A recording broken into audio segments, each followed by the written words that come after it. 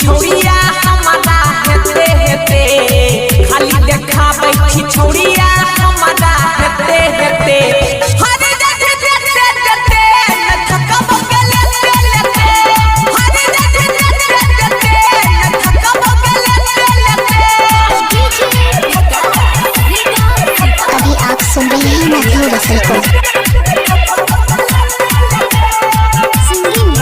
DJ रासो रसल पंचघरा अकिए करे छही मन महनी आ तोरा भीतर के झाड़ देबो पानी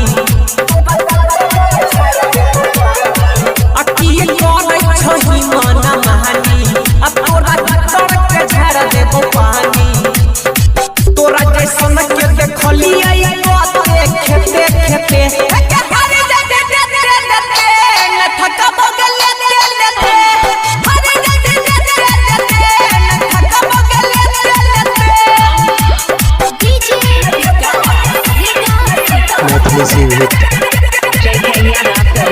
डीजे रासो रसल पंचघरा रिकॉर्डिंग स्टूडियो राजस्थान वर्षा अको होय छौया जइया पीरी सगे आ छौरी पीरी वाला भूल जइभी सगे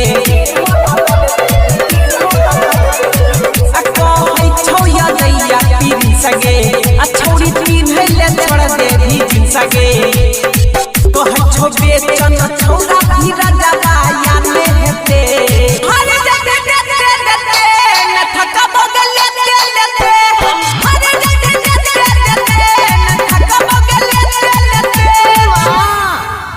JK Yadav Film. डीजे रासो रसल पंचघरा।